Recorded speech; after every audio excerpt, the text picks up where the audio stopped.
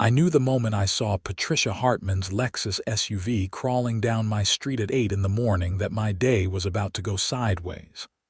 I was sitting in my truck, nursing my third coffee of the day, watching the snow fall in thick, heavy sheets across Boulder, Colorado. February had hit us hard this year, dumping storm after storm on the Front Range, and my snowplow business had never been busier. I had been running on maybe 4 hours of sleep a night for the past 2 weeks, clearing driveways, parking lots, and private roads for my clients. My name is Nathan Adams, and I had built this business from scratch 5 years ago after leaving my corporate job in Denver. Best decision I ever made, even if it meant freezing my tail off half the winter. Patricia pulled up alongside my truck and rolled down her window. She was the president of the Meadowbrook Hills HOA, a planned community on the western edge of Boulder where cookie-cutter McMansions lined perfectly manicured streets. I lived just outside the HOA boundaries, thank God, but I had several clients inside Meadowbrook Hills who paid me good money to keep their driveways clear.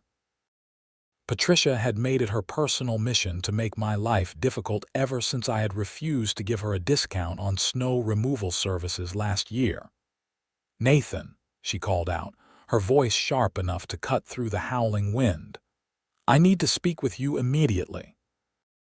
I rolled down my window, letting a blast of cold air into my warm cab. "Morning, Patricia. What can I do for you?" She pursed her lips, her blonde highlights catching the gray morning light. She was probably in her late 40s, always dressed like she was heading to a country club luncheon even in the middle of a blizzard. "I noticed you were plowing Mrs. Henderson's driveway this morning. As HOA president, I am hereby demanding that you clear my driveway as well. Immediately." I took a slow sip of my coffee. "Patricia, you're not on my client list. If you want to hire me, I can add you to the schedule, but I'm booked solid for the next 3 days with this storm. I could probably get to you by Friday afternoon." Her face flushed red. "Excuse me. You know who I am." "I am the HOA president. I manage this entire community. You should be grateful I'm even giving you the opportunity to work in this neighborhood." "I work for homeowners who pay me, Patricia. Not for the HOA. If you want service, you need to sign a contract and pay my rates."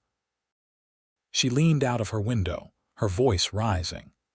"I have reviewed the HOA bylaws, and there is a provision that requires all service providers working within Meadowbrook Hills to prioritize HOA leadership.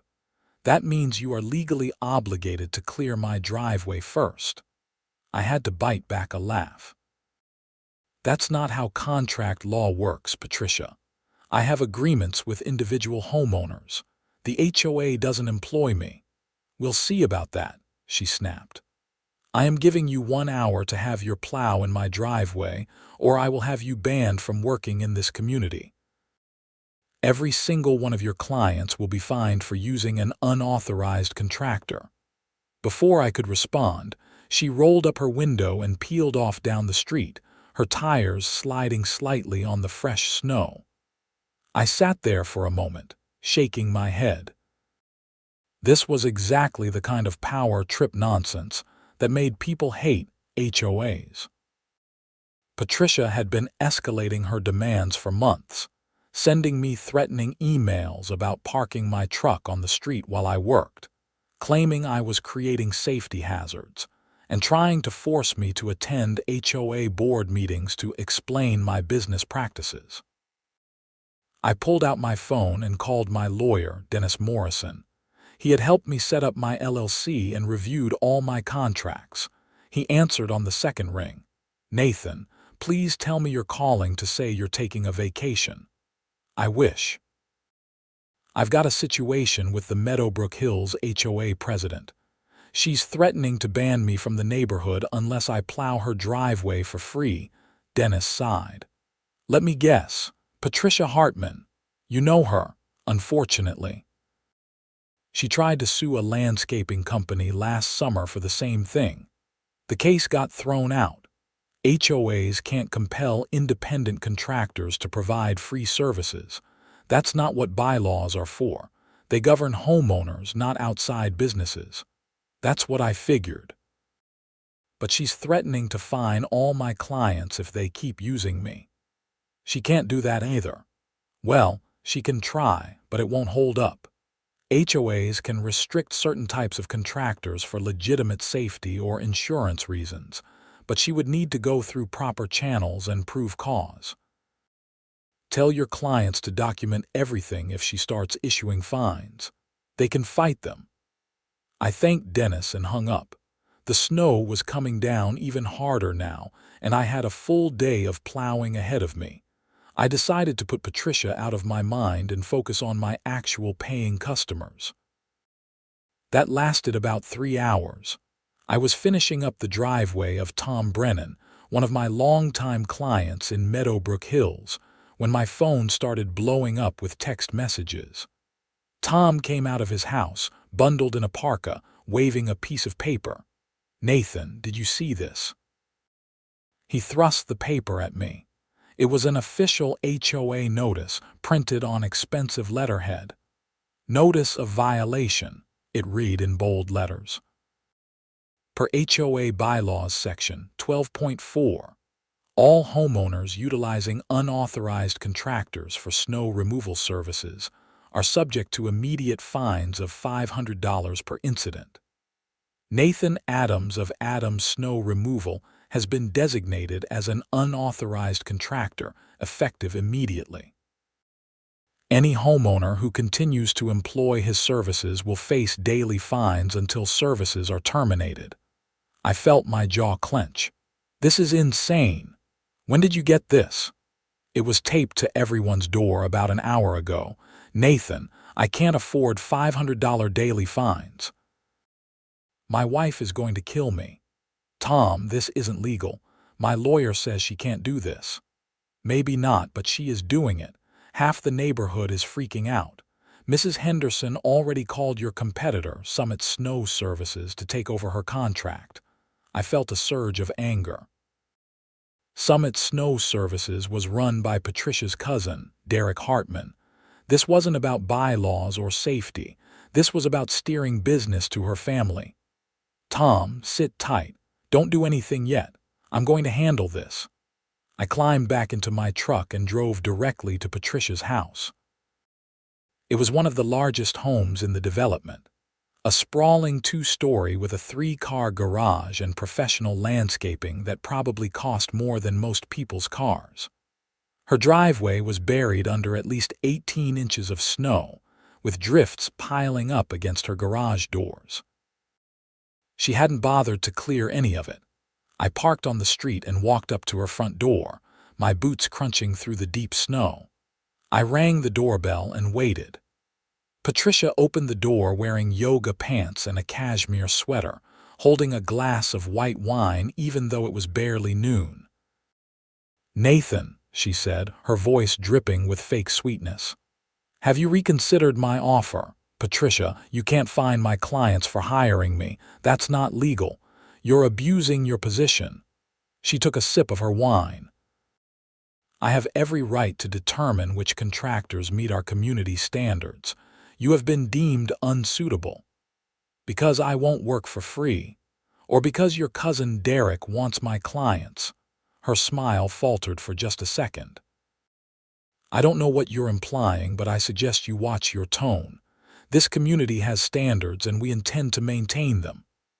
You want me to plow your driveway? Fine, I'll plow your driveway." Her eyes lit up. "Excellent. I expect it cleared within the hour." "I'm not doing it for free, Patricia. My rate is $300 for a standard residential driveway. I'll need payment upfront and then you need to rescind those violation notices." She laughed, actually laughed in my face. "I'm not paying you anything. You'll do it because I'm telling you to do it. That's how this works. You want access to this neighborhood? You play by my rules." I felt something snap inside me. I had dealt with difficult clients before, but Patricia was on another level. She genuinely believed she could bully me into submission. "You know what, Patricia, you're right. I'll get my plow and take care of your driveway right now." She smiled triumphantly. "I knew you'd see reason." I walked back to my truck, my mind racing. I was angrier than I had been in years, and I knew I needed to be careful. But I also knew that sometimes you had to fight fire with fire. Patricia wanted her driveway plowed. I was going to plow her driveway. I drove my truck around the corner to where I had been working earlier. The storm was intensifying, with the National Weather Service predicting another 12 to 18 inches over the next 24 hours. The snowdrifts were massive, some reaching 6 or 7 feet tall, where the wind had piled them against houses and fences. I spent the next 2 hours executing my plan. First, I called every single one of my Meadowbrook Hills clients and told them to document the HOA notices and not to panic. I assured them this would be resolved. Then I got to work. Using my plow, I started clearing the main street that ran past Patricia's house. But instead of pushing the snow to the usual drainage areas and side streets, I started pushing it directly toward her property.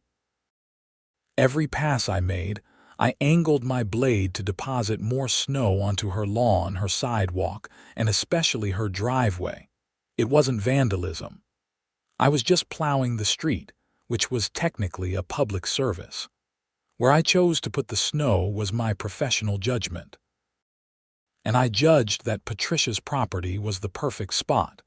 The beautiful thing about February snowstorms in Boulder is that they're wet and heavy. The snow compacts almost immediately, creating dense, heavy barriers that are hell to remove. As I worked, other neighbors came out to watch. Some were cheering me on, others looked concerned, but no one tried to stop me. Tom Brennan walked over as I was making my 5th pass. "Nathan, are you doing what I think you're doing?" "I'm clearing the public street, Tom. Just doing my job," he grinned. "She's going to lose her mind." That's kind of the point. By the time I was finished, Patricia's driveway wasn't just blocked. It was entombed. I had pushed so much snow onto her property that the entrance to her driveway was buried under a wall of snow that had to be at least 8 feet tall in some places. Her entire front yard had disappeared under a blanket of white. The snow was piled so high it reached past her first-floor windows. I was packing up my equipment when Patricia came storming out of her house. She had thrown on a coat and boots, and her face was purple with rage. "What have you done?" she screamed, her voice barely audible over the wind. "My driveway. You buried my entire driveway." I leaned out of my truck window. "You asked me to plow your driveway, Patricia. I just cleared the street first. Standard procedure. This is destruction of property. This is sabotage. I'll have you arrested for plowing a public street. Good luck with that. If you want me to clear your driveway now, my rate just went up. I'd estimate about 8 hours of work with a bobcat to move all that snow. Call it $2,000. I'm not paying you anything." She pulled out her phone, her fingers shaking. "I'm calling the police right now." "Go ahead. I didn't break any laws." She dialed 911, and I waited. A Boulder Police Department officer arrived about 20 minutes later. His name was Officer Martinez, and he looked exhausted. I didn't blame him. Emergency services had been overwhelmed with the storm. Patricia immediately launched into a tirade, pointing at her buried driveway and demanding I be arrested for vandalism, harassment, and whatever else she could think of. Officer Martinez listened patiently, then turned to me. "Sir, did you plow snow onto this woman's property?" "I plowed the public street, officer. The snow has to go somewhere. I made a judgment call about the safest placement." He walked over to examine the situation. You could see the street was perfectly clear. a smooth path of black asphalt cutting through the white landscape. The snow was piled on either side, but Patricia's side had definitely gotten the bulk of it. Officer Martinez turned back to me. "This does seem a bit excessive." "Officer, this woman has been harassing me and my clients all day. She threatened to fine my customers if they didn't fire me and hire her cousin instead. She demanded I provide her with free services. When I refused, she tried to ban me from working in this neighborhood. I have documentation of everything." Patricia sputtered. "That's not what happened. He's lying." "Madam, do you have any documentation showing that this man was hired to clear your driveway? He told me he would. Did you pay him?" "I shouldn't have to pay him. He works in this neighborhood." Officer Martinez sighed. "Madam, from what I can see, this gentleman plowed a public street. You're not happy with where he put the snow, but that's not a criminal matter. This sounds like a civil dispute. You might want to contact a lawyer." "What about my driveway? How am I supposed to get out?" "You can hire a snow removal service, madam. I'm sure someone can help you." Patricia's face went from purple to crimson. "This is outrageous. I am the HOA president. You can't treat me like this." Officer Martinez's expression hardened. "Madam, I'm going to ask you to calm down. We're all dealing with the storm. If you continue to misuse 911 for civil disputes, I'll have to issue you a citation." That shut her up. Officer Martinez gave me a look that was half amused, half exasperated, and then climbed back into his patrol car and drove off. Patricia stood in her yard, staring at the mountain of snow, and I could see tears of rage starting to form in her eyes. For a moment, I almost felt bad. Almost. $2,000, Patricia. That's my offer. Otherwise, you can call Derek and see what he charges." She spun around and marched back into her house, slamming the door hard enough to shake snow off her roof. I drove away feeling vindicated but also slightly worried. Patricia wasn't the type to let this go. I had embarrassed her in front of her neighbors and made her look foolish. She was going to retaliate. I was right. The next morning, I woke up to find my business Facebook page flooded with one-star reviews. All of them were clearly fake, posted from brand new accounts with no profile pictures. They claimed I had damaged property, overcharged customers, and provided terrible service. My phone started ringing with clients asking if the reviews were true. I spent 2 hours that morning reporting the fake reviews and posting a statement explaining what had happened. Most of my longtime clients believed me, but I could tell some were nervous. In a small business, reputation is everything. Then I got an email from the Boulder County Business Licensing Office. Someone had filed a complaint claiming I was operating without proper permits and insurance. I had to submit all my documentation for review, which meant time and hassle even though I knew everything was in order. Patricia was escalating, and I needed to respond strategically. I called Dennis again. "She's going after my business. Fake reviews, complaints to the licensing office, and I'm pretty sure she's spreading rumors around town. That's defamation and potentially tortious interference with your business. Start documenting everything. Screenshots, witness statements, anything you can get. We might need to file for a restraining order or sue for damages." "I don't want to sue her, Dennis. I just want her to leave me alone." "Then you need leverage. Find out what she's doing that's illegal or improper. HOA presidents often overstep their authority. There might be violations of Colorado HOA laws that you can expose." That gave me an idea. I reached out to some of my clients in Meadowbrook Hills and asked if they had ever had problems with Patricia or the HOA board. The floodgates opened. It turned out Patricia had been running the HOA like her personal fiefdom for 3 years. She had awarded multiple contracts to family members without proper bidding processes. She had increased HOA fees twice without proper homeowner votes. She had used HOA funds to pay for personal expenses, claiming they were community improvements. And she had selectively enforced bylaws against people she didn't like while ignoring violations by her friends. Tom Brennan put me in touch with Margaret Fletcher, a retired attorney who lived in Meadowbrook Hills and had been fighting Patricia for over a year. Margaret invited me to her house that evening. Margaret was in her 60s, sharp-eyed and no-nonsense. She had served on HOA boards before retiring and knew exactly how they were supposed to function. Her dining room table was covered with documents, spreadsheets, and highlighted copies of the Meadowbrook Hills bylaws. "Nathan, I'm glad someone is finally standing up to Patricia. She's been violating Colorado law left and right, but most homeowners are too intimidated to challenge her." "What exactly has she been doing?" Margaret pulled out a thick folder. "Where do I start? She's violated the Colorado Common Interest Ownership Act multiple times. She's held board meetings without proper notice to homeowners. She's made financial decisions without board votes. She's awarded contracts worth tens of thousands of dollars to her cousin Derek and her brother-in-law's landscaping company without competitive bidding.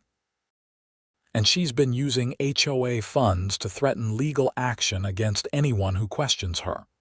Can we prove all this? I've been documenting everything for a year. Bank statements, meeting minutes, emails. The problem is that filing a complaint with the state takes time, and most homeowners just want to avoid conflict. But if you're willing to push back, I'll support you." "What do we need to do?" Margaret smiled. "First, we file a formal complaint with the Colorado Attorney General's office. HOA fraud is taken seriously in this state, especially after the reforms passed in 2022. Second, we organize the homeowners. Patricia has been counting on everyone being too scared or too apathetic to challenge her. If we can get 20 or 30 homeowners together, we can force a recall election and remove her from the board. Will that stop her from retaliating against me? Once she knows she's under investigation, she'll have to back off. If she continues to harass you or your clients, it becomes evidence of abuse of power." I agreed to work with Margaret. Over the next week, while the snow continued to fall and I continued to work 18-hour days, Margaret and I organized a homeowners meeting. We sent out notices to every house in Meadowbrook Hills, carefully following all the procedural requirements so Patricia couldn't claim it was invalid. Patricia, of course, tried to stop it. She sent out an email to all homeowners claiming the meeting was unauthorized and anyone who attended would be fined. That backfired spectacularly. Nothing motivates people like being told they can't do something. The meeting was held on a Saturday afternoon in the community clubhouse. Margaret had reserved it weeks in advance, so Patricia couldn't block us. Over 60 homeowners showed up, which was apparently unprecedented. People were angry. Patricia arrived late, flanked by 2 other board members who looked distinctly uncomfortable. She tried to take control of the meeting immediately. "This gathering is out of order," she announced loudly. "I am the HOA president, and I did not authorize this meeting." Margaret stood up. She had dressed in a business suit for the occasion, and she looked every inch the lawyer she had been. "Actually, Patricia, under Colorado law and our own bylaws, homeowners have the right to call meetings with proper notice, which was provided. You have no authority to shut this down. Now please sit down so we can proceed." Patricia's face went red, but she sat down, whispering furiously to the board members next to her. Margaret started by outlining all of Patricia's violations. She had prepared a PowerPoint presentation with documentation, which she projected on the wall. There were audible gasps as she went through the financial irregularities.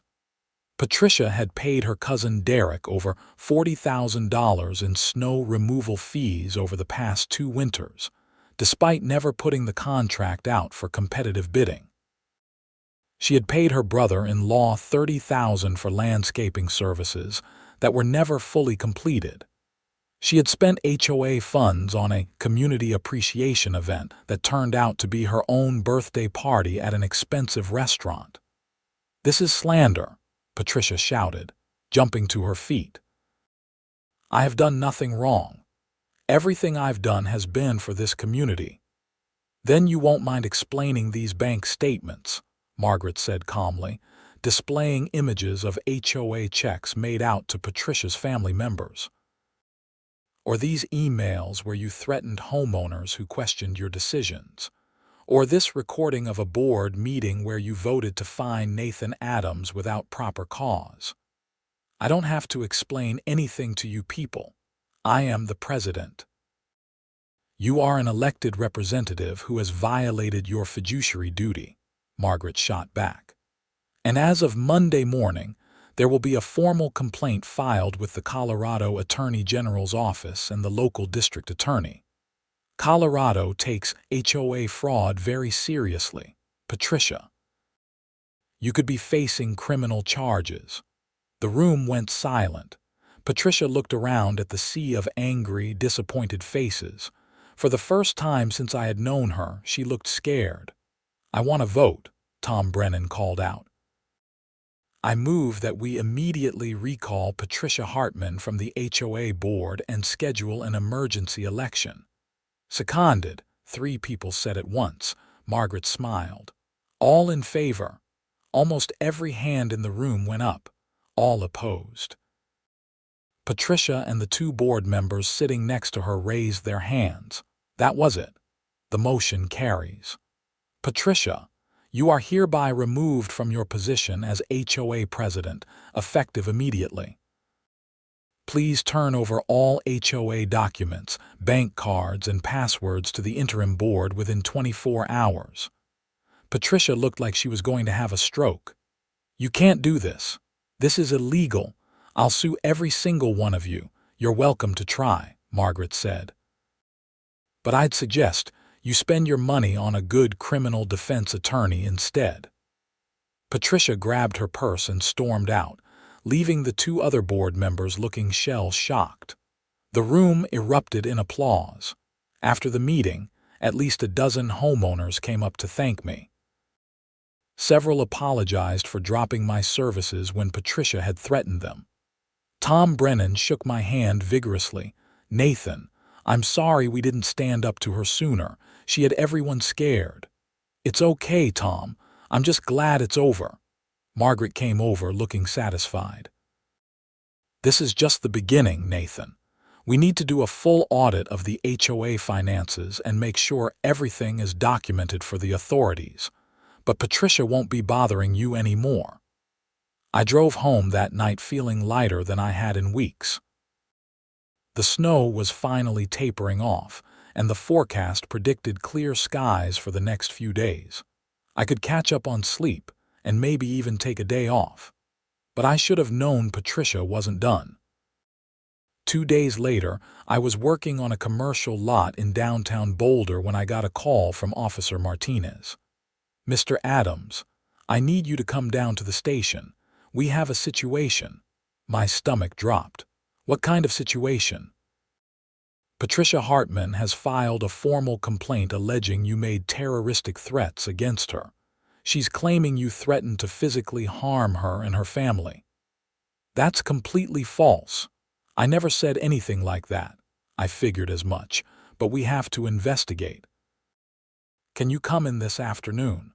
I called Dennis immediately, and he agreed to meet me at the police station. My hands were shaking as I drove there. False accusations could destroy my business even if they didn't result in charges. At the station, Officer Martinez and a detective named Sarah Crawford interviewed me in a small conference room. Dennis sat next to me taking notes. "Mr. Adams, can you tell us about your interactions with Patricia Hartman over the past 2 weeks?" I walked them through everything, starting with Patricia demanding free service, the fake HOA violations, me burying her driveway, and the homeowners meeting. Dennis pulled out his folder with all the documentation we had gathered. Detective Crawford reviewed it carefully. "And you never made any threats against Miss Hartman?" "Never. I avoided her as much as possible. The only times I spoke to her were when she confronted me. She claims you sent her threatening text messages. My phone was sitting on the table. You can check my phone. I never texted her anything." Detective Crawford examined my phone for several minutes. "There's nothing here. Mr. Adams, do you have any witnesses who can corroborate your version of events?" "About 60 homeowners who were at the meeting where she was removed from the board, plus all my clients who received her threatening notices." Dennis pushed a stack of papers across the table. "Detective, I think you'll find that Miss Hartman has a pattern of making false accusations against people who challenge her authority.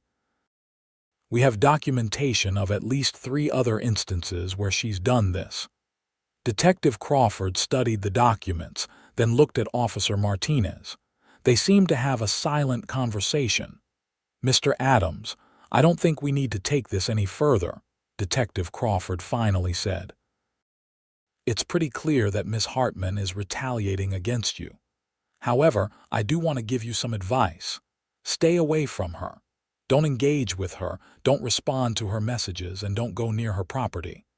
If she continues to harass you, document it and file for a restraining order." "What about her false complaint? Isn't that illegal?" "It is, but proving malicious intent is difficult. The best thing you can do is protect yourself and let the Attorney General's investigation run its course." I left the police station feeling frustrated but relieved. Dennis assured me that Patricia's credibility was shot and any future complaints would be viewed skeptically. Over the next month, things slowly returned to normal. The snow finally stopped, and Boulder began the long process of digging out. My business was busier than ever, and I hired 2 additional employees to help with the workload. Margaret kept me updated on the HOA investigation. The Attorney General's office had opened a formal inquiry into Patricia's financial mismanagement. The new interim HOA board, which included Margaret and Tom Brennan, conducted a complete audit and found over $80,000 in questionable expenses. They filed a civil lawsuit against Patricia to recover the funds. Patricia hired a lawyer and tried to fight back, but the evidence was overwhelming. Her cousin Derek's snow removal business was also being investigated for fraudulent billing practices. It turned out he had been charging the HOA for services never rendered, splitting the profits with Patricia. In early April, I was clearing the last remnants of snow from a parking lot when Margaret called me. "Nathan, I thought you'd want to know. Patricia accepted a plea deal this morning." "What kind of deal?" "She's pleading guilty to theft and misuse of HOA funds. She'll pay full restitution to the HOA, plus fines. She's getting 3 years of probation and 500 hours of community service. She also has to resign from any HOA leadership positions and can never serve on an HOA board again in Colorado." "What about Derek?" "He's being charged separately. Looks like he's going to take a plea deal too." I felt a sense of closure wash over me. "Thanks for letting me know, Margaret, and thanks for everything you did to make this happen." "Thank you, Nathan. You're the one who had the courage to stand up to her. Most people would have just walked away." After hanging up, I sat in my truck and thought about the past few months. It had been exhausting, stressful, and at times genuinely scary. But it had also been worth it. Patricia had been terrorizing homeowners for years, and now she was finally facing consequences. I drove back to Meadowbrook Hills that evening. The snow was almost completely gone, revealing green lawns and spring flowers starting to bloom. Patricia's house looked different now. There was a "for sale" sign in the front yard. Someone told me later that she and her husband were moving to Arizona, trying to start fresh somewhere nobody knew about her criminal record. I pulled up to Tom Brennan's house, and he came out to meet me. "Nathan, good to see you. Hey, I wanted to ask if you'd be interested in bidding on the HOA's snow removal contract for next winter. We're doing it properly this time with a transparent bidding process. I'll definitely submit a bid. Thanks, Tom." "No, thank you. You saved this neighborhood." Most of us were too afraid to challenge Patricia. "You showed us that bullies only have power if you let them." I drove home as the sun was setting, painting the Rocky Mountains in shades of orange and pink. My phone buzzed with a text from one of my new employees asking about the schedule for tomorrow. My business was thriving. I had standing up for myself and doing the right thing. Sometimes karma works in mysterious ways. Patricia had demanded I plow her driveway, thinking she could bully me into free service. Instead, I had buried it under 8 feet of snow, which set off a chain of events that exposed years of corruption and criminal behavior. She had lost her position, her reputation, and nearly her freedom. As for me, I had gained something much more valuable than revenge. I had gained the respect of my community and the satisfaction of knowing I had helped good people stand up to someone who had been abusing her power for far too long.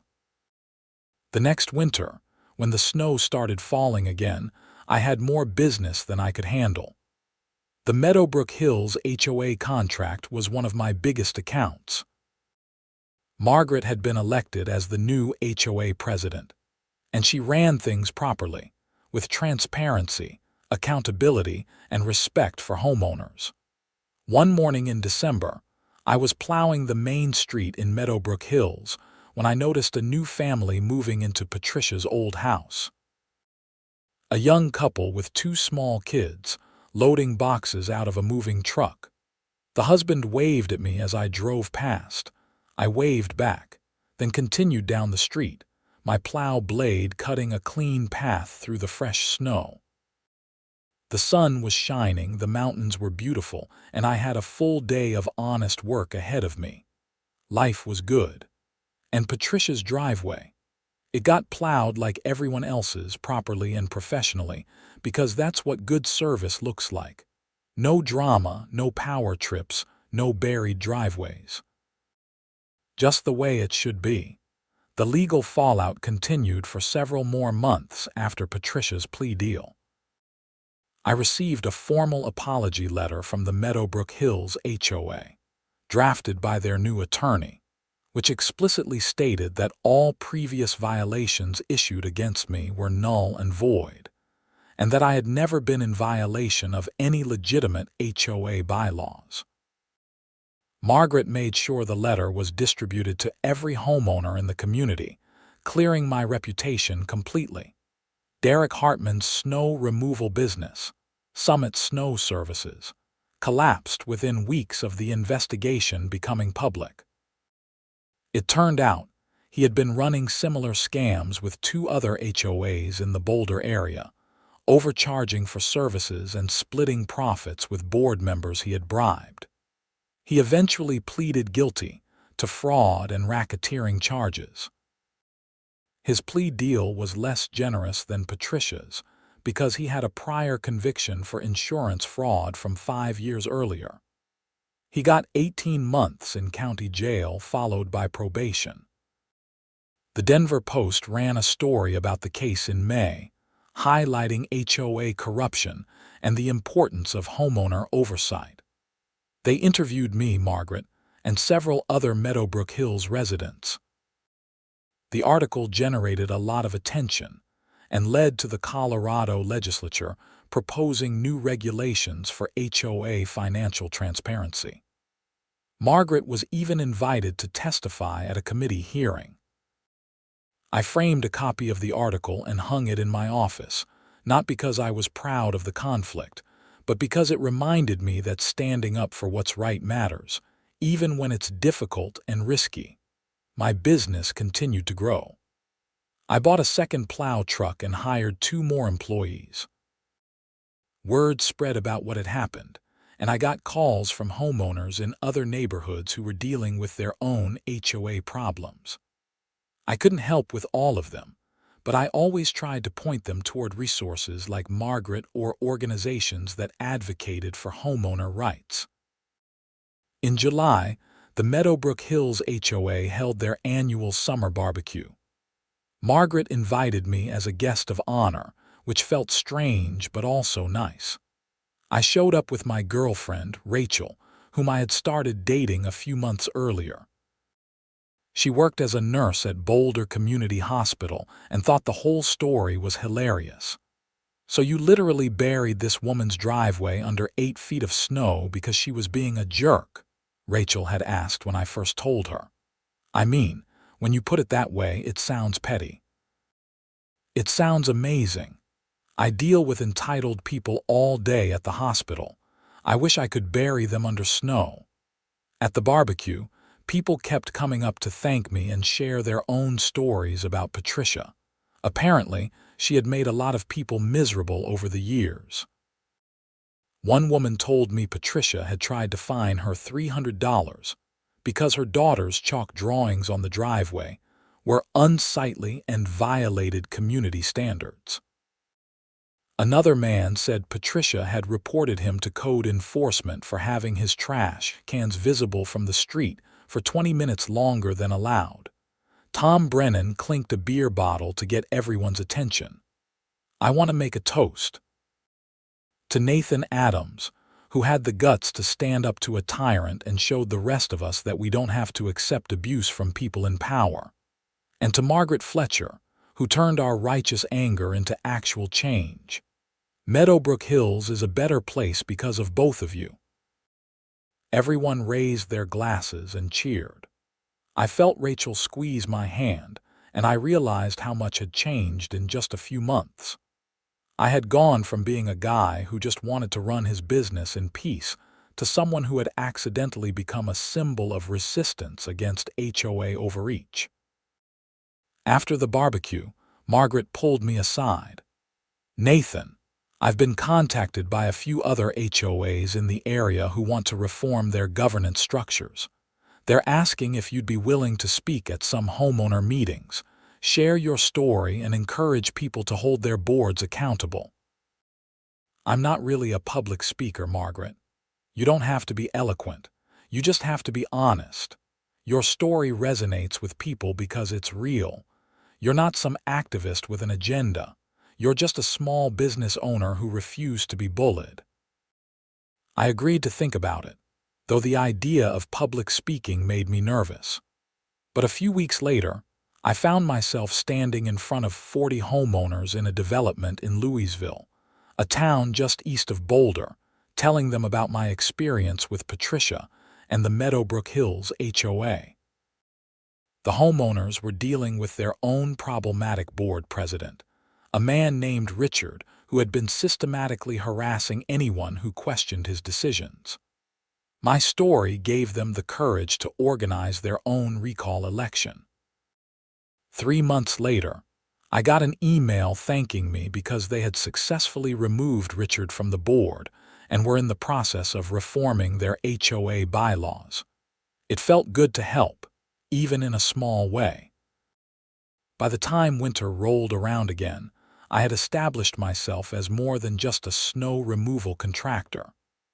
I was known as someone who stood up to bullies and helped communities take back control from abusive HOA boards. It was a weird reputation to have, but I didn't mind it. The first major snowstorm of the season hit Boulder in late November. I was ready, with 3 trucks, a team of 5 employees, and a schedule packed with clients. Meadowbrook Hills was my first stop, as specified in my shiny new contract with the HOA. As I drove through the neighborhood in the early morning darkness, my plow blade cutting through the fresh powder, I thought about everything that had happened. A year ago, I had been furious and frustrated, burying Patricia's driveway under a mountain of snow in an act of petty revenge. At the time, I had just wanted to make a point, to show her that she couldn't push me around. I never could have predicted that it would lead to a criminal investigation, a recall election, legislative hearings, and a small wave of HOA reforms across Colorado. Life is funny that way. Sometimes standing up for yourself in one moment creates ripples that spread far beyond what you ever imagined. I finished plowing the main streets of Meadowbrook Hills just as the sun was coming up, painting the snow-covered landscape in shades of gold and pink.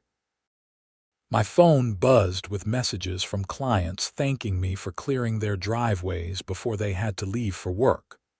Rachel sent me a text telling me to drive safely and that she had coffee waiting when I got home. I smiled and headed to my next job. There was a lot of snow to clear, but I was ready. And if I happened to encounter any more HOA Karens along the way, well, I knew exactly how to handle them now. Legally, professionally, and with the full support of the homeowners who deserved better than to be bullied by petty tyrants. The snow kept falling, and I kept plowing. Some driveways I cleared carefully and professionally. And one driveway, just one, I had buried under 8 feet of snow as a lesson that power without accountability is just tyranny waiting to be challenged. Best decision I ever made, even if it did mean months of legal headaches and stress. Because in the end, Patricia lost everything she had abused her power to gain, and I gained the respect of my community and the satisfaction of knowing I had done the right thing. That's a trade I would make any day of the week. Years later, I still plow snow in Boulder. My business has grown to the point where I now manage a fleet of 8 trucks and employ 15 people during the winter season. We handle residential driveways, commercial lots, and even have contracts with the city for emergency snow removal on secondary roads. Meadowbrook Hills remains one of my favorite accounts. Margaret served as HOA president for 3 years before stepping down, leaving behind a completely reformed governance structure with term limits, financial audits, transparent bidding processes, and a homeowner bill of rights that protects residents from arbitrary enforcement actions. I occasionally get recognized around town as the guy who buried the HOA Karen's driveway. Young business owners sometimes reach out to me for advice on dealing with difficult clients or standing up to powerful people who try to abuse their position. I always tell them the same thing. Document everything, know your rights, and don't be afraid to push back when someone crosses the line. As for Patricia, I heard through the grapevine that she did move to Arizona with her husband. They divorced a year later. She's apparently working in retail now, with no position of authority over anyone. Her criminal record prevents her from serving on any HOA boards, which is probably for the best. Derek served his jail time and now works for someone else's snow removal company, no longer running his own business. The restitution payments he owes will probably follow him for the rest of his life. Every time it snows in Boulder, I think about that day when I made the decision to push all that snow onto Patricia's property. It was impulsive, petty, and probably not the most mature way to handle the situation. But it also exposed years of corruption and abuse that had gone unchecked because people were too intimidated to challenge someone in a position of authority. Sometimes, you have to make a dramatic gesture to get people's attention. Sometimes you have to be willing to fight back, even when it's scary and uncertain. And sometimes burying someone's driveway under 8 feet of snow is exactly the catalyst needed to bring down a corrupt system. I wouldn't recommend it as a first resort, but as a last resort. It worked out pretty well. These days, I plow driveways professionally, responsibly, and without drama. I treat all my clients fairly, charge reasonable rates, and do good work. The Meadowbrook Hills HOA treats contractors with respect, pays promptly, and operates transparently. Everyone learned their lessons. Some people faced consequences for their actions, and the community is better off for it. And somewhere in Arizona, Patricia Hartman probably still thinks about the day her driveway disappeared under a mountain of snow, and how that one moment of petty revenge triggered the collapse of her little empire. Good. She should remember. Because people in positions of power should always remember that their authority comes with responsibility, and when they abuse that authority, eventually someone will stand up and fight back. Even if that someone is just a snowplow driver who got tired of being pushed around. The snow keeps falling, the trucks keep rolling, and justice, in its own weird way, keeps getting served. One driveway at a time.